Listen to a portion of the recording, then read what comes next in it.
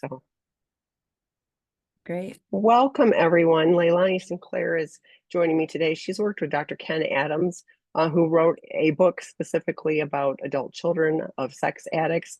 It's a topic that is not well covered, and Leilani graciously agreed to come on today and also in March for the ability to talk about, children of sex addicts and how to navigate this space. It's very complicated. It's complex, and she's here to share and answer questions. So welcome, Leilani. So grateful to have you joining us today.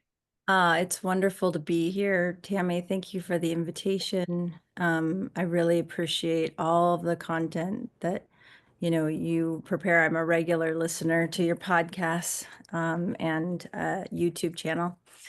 Yeah, I'm honored to talk today about adult children of sex addicts, which is an area that I spend quite a bit of time on with Dr. Adams. And yes, he wrote a Light in the Dark: The Hidden Legacy of Adult Children of Sex Addicts, and with co-authored by Cully Vandergaard and Dr. Mary Meyer. Uh, let's see. So what I do for that is, so I'm a clinical associate with Dr. Adams in his practice in Michigan. I practice as well in California. And I started doing workshops a couple of years ago following the publication of A Light in the Dark. And that's specifically dedicated for adult children of sex addicts. So not therapists, but they themselves. And so you're right, there's little attention right now, but that is the work that we're trying to do and you're trying to do, Tammy, as well, as to raise awareness and also create more access, because there really is a lack of access for services and support, that we really, I feel really confident that as time goes and we continue doing this work, that it will grow, because the adult children who I have worked with and had the honor of working with are really committed. They volunteered readily to do surveys, to do interviews. They really want to share their stories so that it can help somebody else, because the experience is quite traumatic, very difficult. But also there's a lot of healing and recovery that the people that we've worked with, have been experiencing, as well as they, embark on their own journey, separate and apart from that of their parent who is a sex addict, or the other parent who is often experiencing themselves as the betrayed parent. Yes. So the first question actually leads into exactly what I was, kind of wondering about, because I was like, how do kids find out? But this first question, and you can follow along if you click on the Q&A at the bottom, you will see it says, we do not know when to tell our adult children who know we are having trouble, but no details. Should we wait until after disclosure? Both kids are in their 20s, having some mental health issues, ADHD, anxiety, self-esteem, OCD.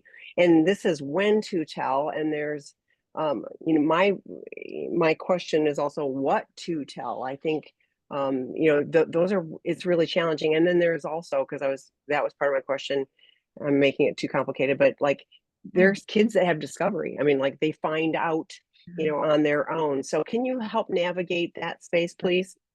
Yes. It is a great question, and one that we will actually in March go into a significant more detail in, because we are also writing a workbook, Dr. Adams and I, really, that gets into that very question.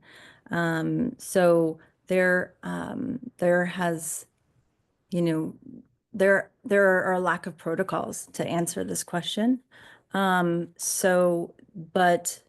here's what I would say specifically is, I'm assuming that this person has not had the disclosure, that they're working with CSATs, and the disclosure impact and amends processes has not been completed.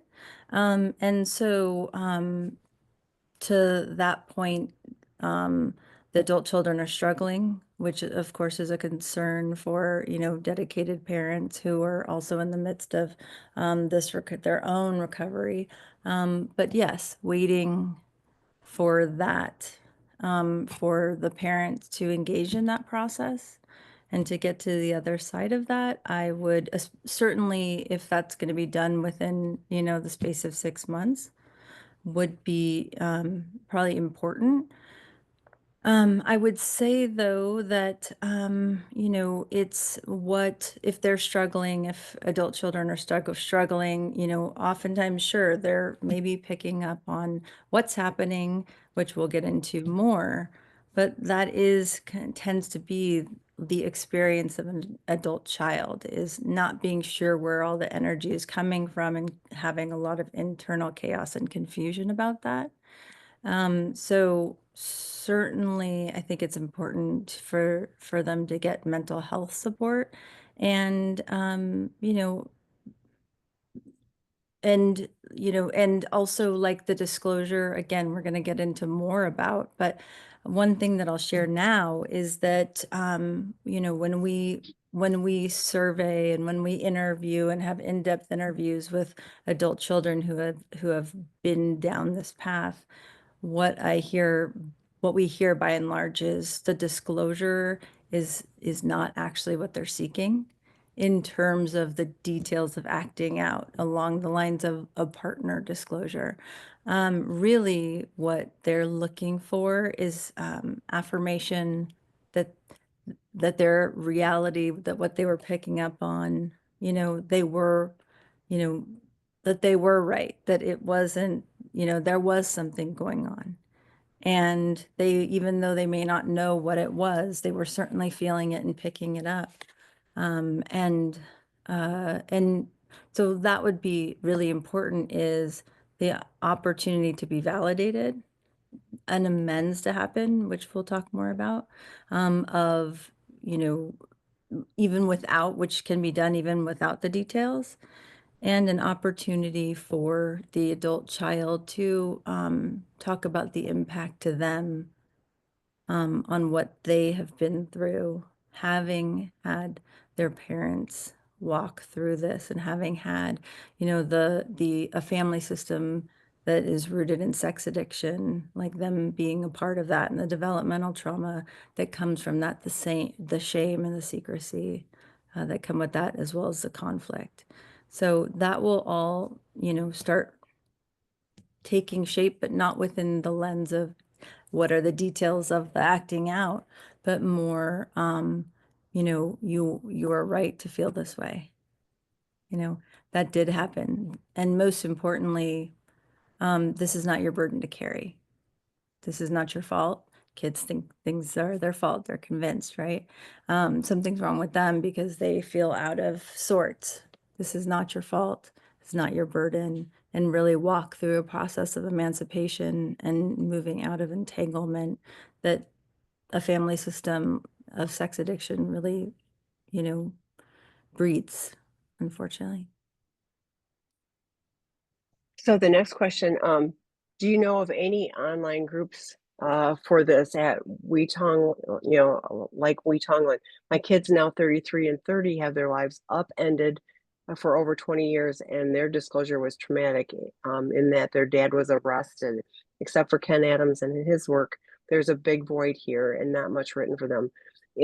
So you are so right, about that. And there is a group for sex offenders, and I don't know if he's been deemed a sex offenders, but I will go look up that information and put it in the chat. But can you talk about, any other resources? Sure. And are you talking about resources for adult children? Yeah, I think it's IVAT. I'm gonna go look, but I've Yeah, got something. Yeah, because sure. there was some resources where there could be groups of for family members of, sex offenders, and I'm, using that label cautiously, but there was an arrest. So Right, yeah, certainly. First of all, that's a very sounds very traumatic and difficult, and a lot of healing and understanding um, to that's needed here. in terms of resources at this moment in time. As the attendee wrote, the book A Light in the Dark is really important to that. But there honestly, there isn't a lot of like, there's a couple meetings. COSA has a meeting for adult children of sex as addicts one time. I think it meets 2 times a week, one meeting. And then there is one meeting, I believe, that was started by Essanon for adult children that I heard Mhm. about last year. So those are the two meetings that I'm aware of, right?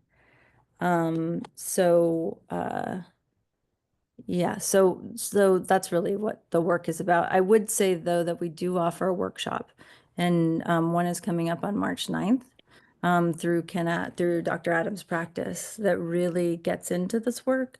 Um, a lot of the work begins with telling one story, really understanding, like coming together and like integrating what they know, what they suspected, and being in a group of others who have had similar, who shared this experience of being an adult child, and doing some experiential embodied work around that.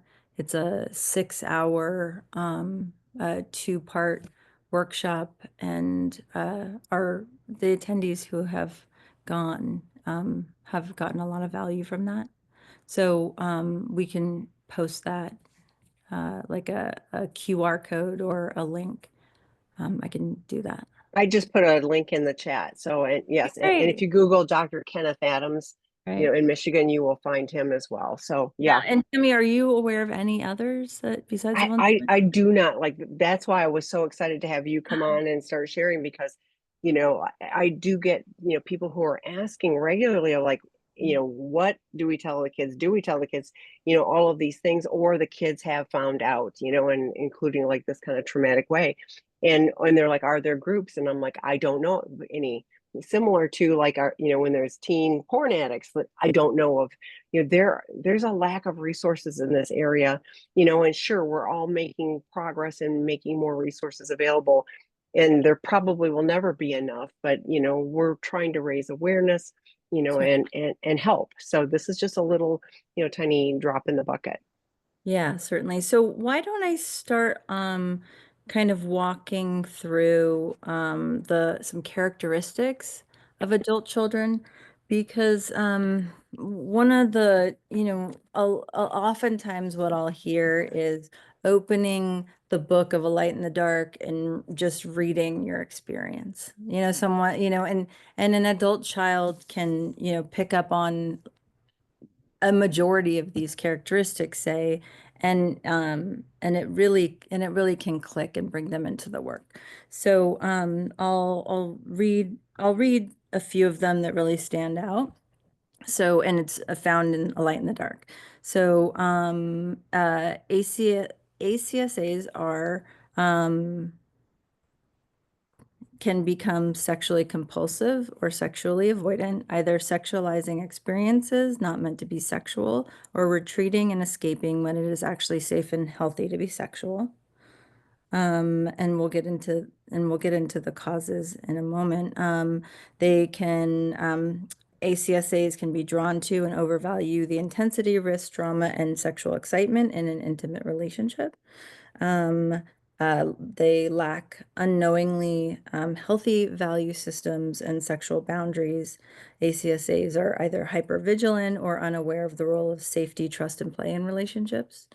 They have difficulty sharing their vulnerability and trusting in intimate relationships.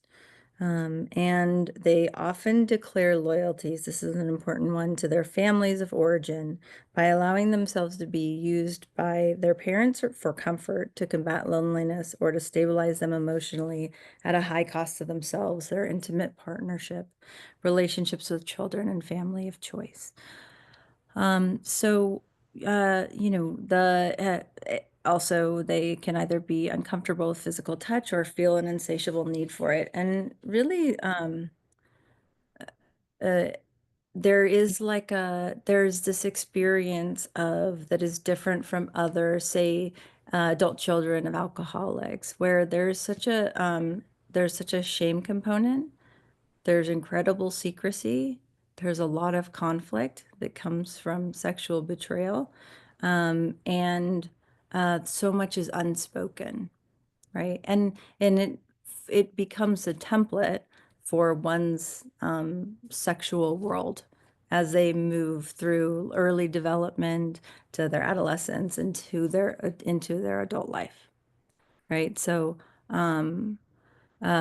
like a real not only lack of guidance here, but also very a lot of a lot of like lies and a lack of understanding, right? This normalizing of what is truly not normal and what is quite harmful, and with no way of talking about it because it lives in secrecy. It lives in what's not spoken. Um, Do you see, sorry to interrupt, do you no. see a correlation? Because like I'm going like, Mhm. how is this different and the same from adult children of alcoholics or other addictions? I mean, there's the Hmm. probably the hidden shame, and perhaps their behaviors are more sexualized or away from that. But but I suspect there's also a correlation across. There is certainly a correlation, right? But the sexual shame and the conflict, and then the aspect of the conflict that is so fused with the shame and with what's not to be spoken, and the secrecy, like children within these family systems keep a lot of secrets, right? And they take place while they're developing themselves. And so they're coming to know themselves as sexual beings within an environment where oftentimes one parent, is engaged in behavior that, certainly based on our surveys, they're often aware of, or they sense, and they don't know why they're always fighting parents. And another parent might be or tends to be black and white or shameful messaging, or messages about like dad as a man or mom as a woman. And that can come from the sexually addicted parent as well. So, these are really so core to them as they move through the world and as they, like launch and attempt to thrive, is there's this huge developmental trauma that occurs, right? And it's very much about them. And it's very much about them internalizing these messages as, the unwritten guidebook of, okay, this is what I can expect in the world. These are what my romantic relation, this is how a man treats a woman or a woman treats a man. And then, really the huge part as well, which can be common, but the caretaking of a parent, the alignments, the feeling like they need to be loyal to one parent versus the other, which is causes huge attachment trauma, as well as like identity, implications. So I'll share. So we had a survey we did of 136 self-identified adult children. I'll share some really important findings. In the survey, 82% reported strongly agreeing that growing up, I experienced extreme or shameful messages from my family regarding sex. So, thinking about that impact, right, of this is the message I'm getting at home about what sex is as I'm, going through puberty, as I'm interested, as I'm passing notes, or, 50% self-identified as sex addicts. And again, this isn't a random sample as well. 91% reported being negatively impacted by their parents' sex addiction, with 60% strongly agreeing that they were negatively impacted. 80% grew up ashamed because of their parents' sexually addictive behavior. 65 were percent were either aware of or directly witnessed firsthand their parents' sexually addictive behavior. So that can be any range of things from stumbling upon things that were not meant for them to see to becoming going with them to an affair partner, right? And babysitting the younger kid of the affair partner. I mean, this is, there's a whole range of ways in which that happens. That is when when we do this work is really pretty, hard to hear and hold, and also beautiful that they're able to talk about it because oftentimes they share in a way that they don't share these things. Again, it's so veiled in secrecy, so 67% extreme or shame-inducing messages regarding sex in their home, and like 50 over half reported a significant romantic relationship with a sex addict. Again, this isn't a random sample. And then this is another just key point here. 59% felt caught in a tug of war between their parents because of the sex addiction. There is a lot of not always, but a huge amount of burden carried by an adult child because of the betrayal that they see one of the parents enduring. And so that can oftentimes that becomes what the betrayed parent or the non-SA parent and the betrayed spouse looks to the child for emotional support or as a protector or as a caretaker. Adult children often report, I became the parent, right? Or, or I had to keep the secrets. I knew that my mom or dad, who was the non-SA parent, wouldn't want this to get out. Or I heard from them that that they were going to get a divorce, but I had to carry the secret, and I couldn't share it with my younger sibling. It was just me. I was in that position to hold the secret. So there's a lot of uh, uh, like significant despair and distress that builds for an adult child in those situations, which are quite prominent in these family systems. And I have heard, and I'm sure you have too, because you're more deeply involved, but the family system where siblings, get on other sides of the fence because one sibling goes with, each parent. So the family, it isn't even like the kids get to stand together. Like there's such a split in all of that. And I just, I mean, it's heartbreaking. Like just when you're sharing those statistics, I'm going, oh, oh, it was hard. Yeah. Um, that actually was really stood out Mm. in the work that we did and our interfacing with our volunteers. And I didn't expect it, but sibling relations, there was a tremendous amount of strain in almost all of the interviews that we did. And that shows up in different ways, right? Like I have worked with a family of adult children on an ongoing basis. And there can be pressure. There can be certainly alignments where each child does, like, the pressure contributes to their how they navigate, right?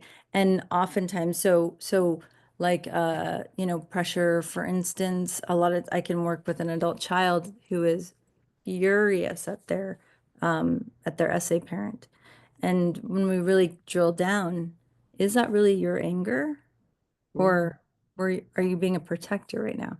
Do you, are you, is that carried by somebody else? And that can be the other parent.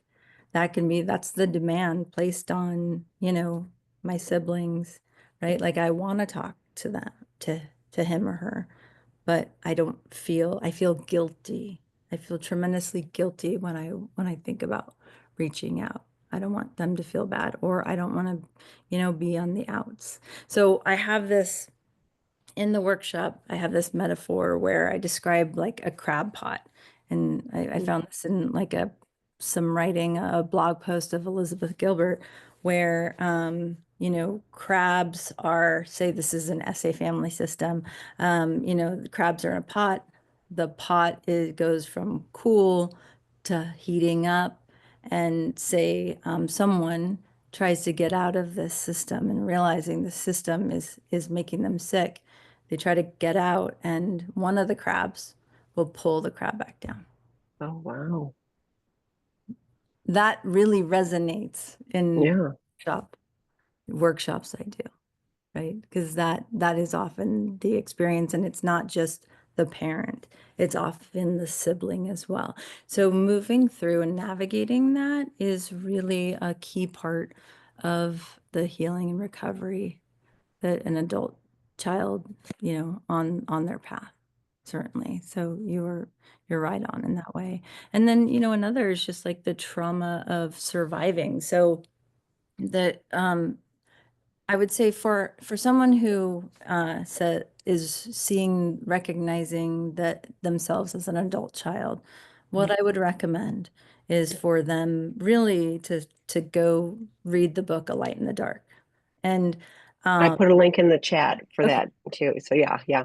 wonderful, because um, hearing first of all the three authors' story, you know, can resonate with someone with that experience in a way that reading about it in an article can't. Like the personal experience is so key, the telling their stories, and but also because adult children really recognize themselves in the 12 characteristics, as well as the 5 roles that are specific to a family system in sex addiction, right? So so there's these 5 roles where they figure out like what is expected to me, how do I bring down the anxiety of the system, right? Am I going to be mom's caretaker? Am I going to be the son who has all the trophies and and is upright and follows the book completely, right? And kind of deflects from the shame, is sexually averse oftentimes, right? And so, and there's a surrogate spouse oftentimes, Mm, right?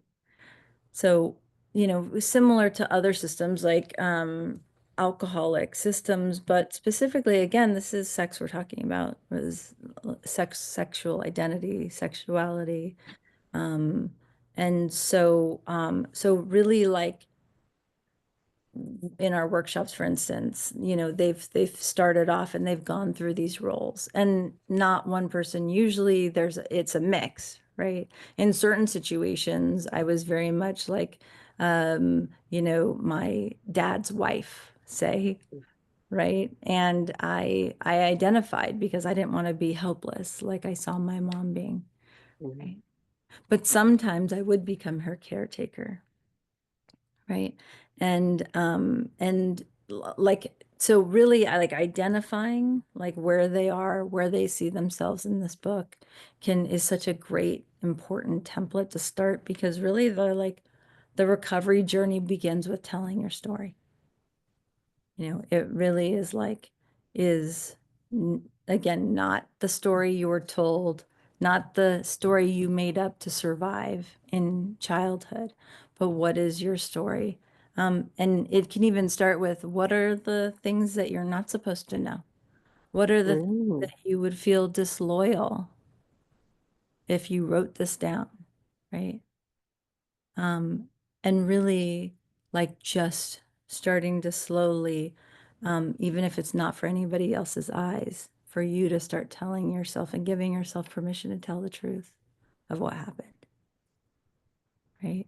And so that's, an important, for instance, therapy is important too, of course, and is an important part, but really, before a different therapeutic model. It's really about like what is my story? And it evolves over time. Where did I learn these shameful messages? Starting with the timeline, right? What happened? What did I take this to mean? When I saw them fighting or when I read the text, a lot of, technology these days, that happens a lot, the discovery. And often then what happens with the discovery is, but I couldn't tell my other parent. Or, well, I kind of did, and I got clear messaging that I wasn't supposed to talk about that, right? Or she promised that she would, or he promised that he would deal with it, and that everything was okay, and then it wasn't dealt with, right? So all these mixed messages, but still, and this is to the part of the first person who asked the question, going into the like the opportunity for parents to provide disclosures, parents in recovery can be just tremendously healing, because it gives them permission to, you can tell your story. You've been holding these secrets of this family for so long, you know, hear it from us. You don't have to keep these secrets anymore. And that can be super uncomfortable, of course, for parents. But really, like for parents who are able to offer that, can be really profoundly important. Man, I'm thinking, oh, um, and a minefield, because like, we often hear, the addict partner oversharing and traumatizing, a partner. So it feels like doing this without the support of qualified professionals, you know, could be really challenging. And also, I was thinking, how do you hold the unified front as, the addict partner and the betrayed partner to show up for your kids and not get caught in your own stuff? I mean, it just feels like a lot. Yeah. Right. It is a lot. It's certainly complex, and to your point, I wouldn't recommend anything other than a therapeutic disclosure impact and amends process, just as we wouldn't as CSATs recommend with partners that be done between partners and between spouses, right? But it's actually even more layered, right? Um, because the like say even if we can focus on the non-SA parent, right? They are a betrayed partner.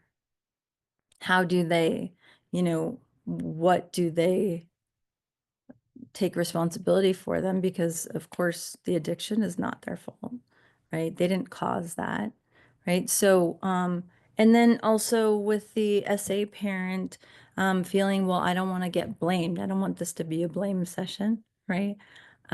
Which can be tricky, which is also kind of indicative maybe in the assessment process of where someone is at in terms of being ready to offer that to their adult child, right? So the assessment of that is really important, really coming from a family systems background, of uh, it does like, their work as a couple is their work as a couple, and they come to this work as parents, right? And the parent responsibility is the same in terms of protection, in terms of taking care, in terms of, you know, um, protecting them from information, from exposure, from conflict. But how does one, there's so much crisis around discovery, and the most well-intentioned parents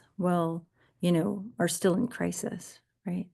So we have to have a tremendous amount of compassion for that, as well as thinking completely from the perspective of what does your adult child need, right? And what we hear from the adult children we interview, is that they need to be told that it wasn't their fault, right? Like that's what they're carrying.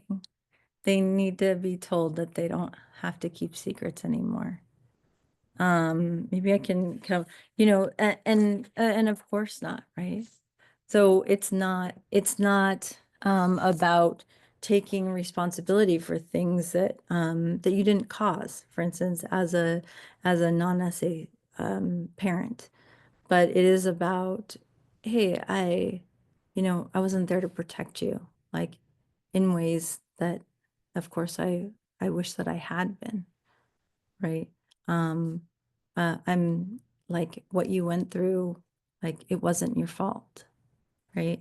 And also another point is naming the addiction, because there can be like, oh, like naming the addiction is really important, believe it or not. Some parents say, oh, well, I didn't protect you, but that's as far as they're willing to go, right? And just like naming reality is so important for adult children, naming their reality, and then to have their parents do it is tremendously curative.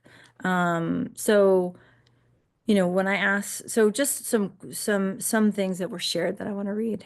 I when asked like what secrets did you feel you had to carry when you were young? One person, I carried all of the family secrets, some spoken and many unspoken. My mom overshared everything with me. Another, there was a lot of pretending. Reality was portrayed in a particular way that was totally opposite of what was really going on. Um, I think the biggest secret is that my mom wanted everybody to see us as a perfect family, right? So of course that child was not getting any support, didn't have a place to talk about what was going on, as really that's the experience as well. Um, you know, I kept secret. I kept secret when I saw my dad in public and sensed something was inappropriate and knew that's why my parents were fighting, but I couldn't ask, right? So, they know something, right? And it's actually not necessarily better that they don't know specifically, because then they're just internally organized, with around that great confusion. Yeah. So yeah, it's really these interviews were really helpful in I was understanding. thinking, I often share Dr. Ina Gray's Neglect Silent Abuser, and one of the things she talks about is, neglect can be that you couldn't share things, so what you're talking about right here is the stuff, that she identifies as neglect. We had to look like a perfect family, we had to, share or keep secrets, so those patterns, and I was like, and guess what? Lots of us who, had neglect of some form, not child protective services, but guess what? We've learned to find a maladaptive way to cope, which, can come out in some form of addiction. And just like you were talking about early on with the statistics of, problematic behaviors, the flip side of it is, there are lots of people. I mean, this is not an automatic sentence of like, oh, you have, a parent who's a sex addict and, everything is horrible. And, there are, there are lots of people who navigate this and haven't get enough along the way, and we're talking about a specific population. And I so appreciate that these people were willing to share, in a real and meaningful way for the betterment, of all of us. But can we talk about, some things to do to navigate this specifically? I hear you really clearly saying adult children, so, like I have, it heart breaks my heart, but that, 9-year-old who finds, gets, inappropriate messages to the affair partner, whatever, so there's that aspect of it. I'm Yeah. curious a little bit too about, Sure. these adult children, at what age did they find out, because I bet that was a range of ages as well. Great question. Yeah. So one point that I want to make sure to address is exactly as it is adult children we're talking about, because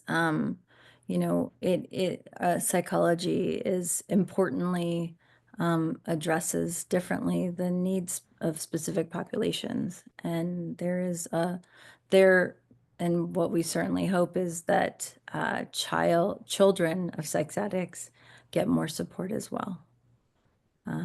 But we also are really clear to differentiate that, right? Because at every, like, some even developmental ages within that, of course, have different levels of needing to know, different levels of protection, which, and tremendous amount of caution, even beyond, of course, this work that we're doing with adult children.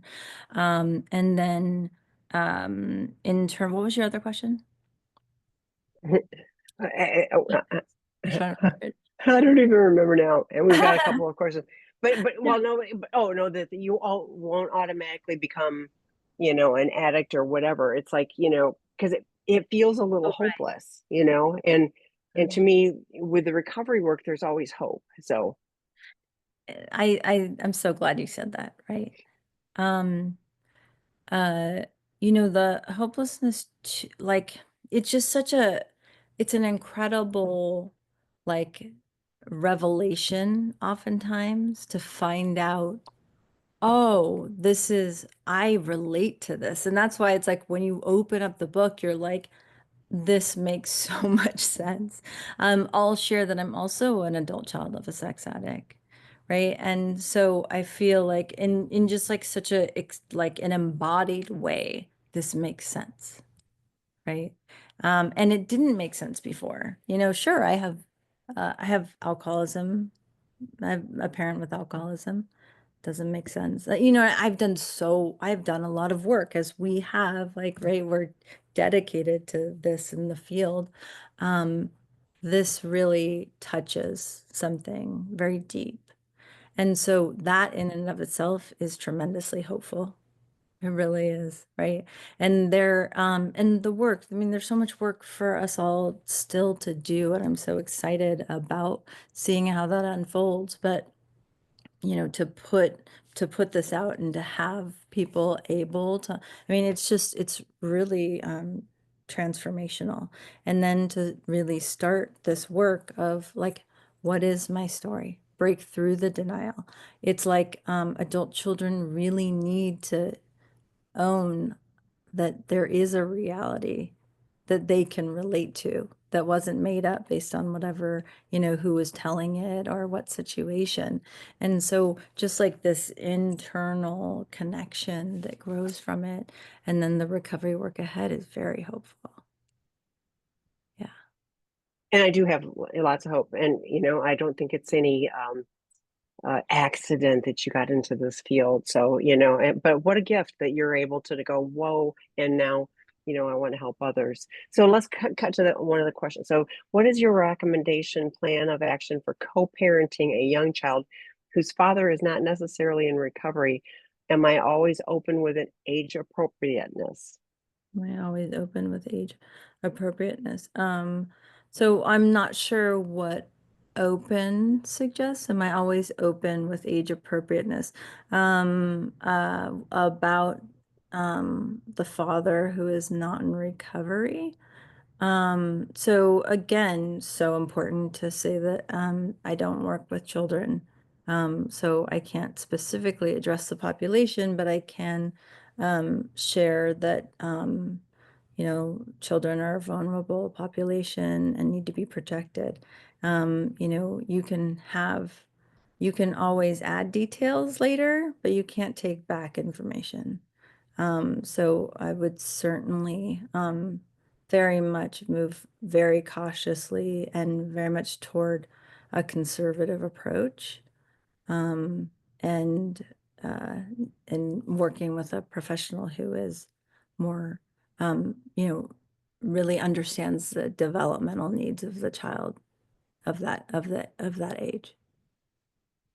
And from co-parenting, if if there is something of concern that you are concerned about the safety of your child while your child is with that parent, that's a huge issue. And what, if it's just they're doing these other things, not when they're with their child, but they're not living the highest and best life.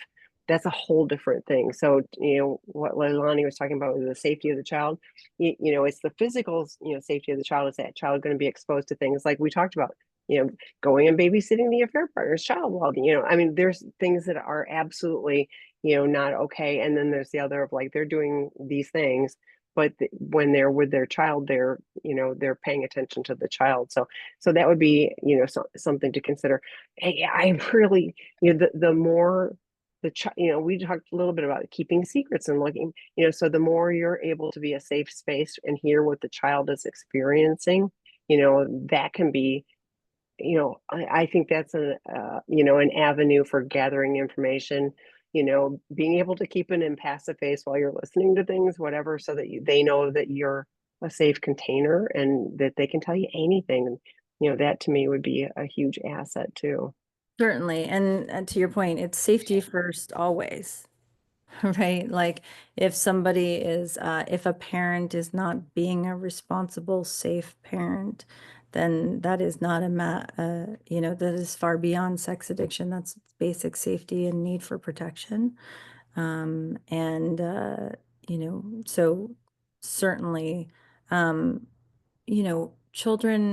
adult children, they really enter therapy with real support far too late and needed it far earlier. So really making sure, and for instance, for this parent who's having to go through this, really looking at Essanon or other partner-based, 12-step programs or therapy, healing modalities would certainly be important, following ensuring the safety and protection of their child. And all of our drop-in groups are done from a pro-dependent lens. They're all free. So please join those as well. So Yeah. the next question, my SAPA husband has a lot of missing time in his memories. That scares me about what he may have been doing and saying, also about what our child may have been exposed to or endured that I don't know about. If I don't know about it, I can't help out with it. They are 17 now and know the summary of lying and double life, but we have not given details. Will either of them be able to recall the subconscious events long forgotten that may need to be processed? That's a great question. It's complex too, but Certainly. So, and I would just want to identify that adult children starts at the age of 18. So, which is, they will be soon. So right. So just before answering the question about will they be able to recall, that also maybe they haven't forgotten to begin with, right? mm, Um, you know, I just because he has forgotten doesn't mean that they have. I hear what you're saying. Yeah. right, they might, you know, that it would be consistent with the experiences that we hear, that it's never been talked about, and they're carrying it. And certainly, and if it escaped conscious memory, this is also what we're talking about here, is that they're picking it up. They're still picking it up. And rather than, maybe repressing a memory or keeping it a secret, maybe it's still there, right? It's still, and that can get translates to something's wrong with me, because why do I feel this way, right? Um, so I would say the most important thing here would be that they need support. They really need support and safety to be able, and permission, if that's possible, to start their work and their journey, whatever is remembered, forgotten, repressed. That would be important, and something that those who we talk to were not able to receive. Well, and I was thinking with this, it's like their version of a memory, as as they were told to, like, this is how we're going to view this, so he may not remember it now, the addict partner, and that happens, often with timelines, etc. And for lots of reasons we've talked about in other webinars, but if they were told to keep the secret. So then their memory is, something different. So then the reality, so even working to process through that, like Leilani was talking about, having the freedom and the ability to go, it wasn't my fault, all of these things, and to be able to unpack what the reality, from their perspective really was. Yeah. Um, right. And yeah, right. So, also just like really pay attention to how they're doing. How are your kids doing?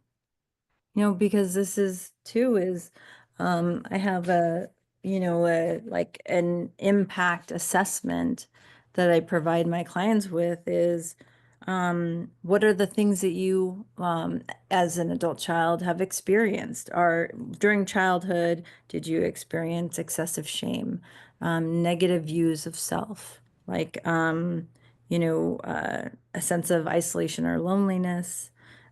Strained sibling relationship, confusion about what reality was, excessive loss of memory. Like, there are symptoms that are coming up in addition to like direct symptoms of like physical, sexual abuse, neglect, as you say. You know what I mean? And so the symptoms start manifesting differently in adolescence. Like how are you doing in school? Like how are they doing? Because it's likely gonna be that's gonna, there's gonna be indicator.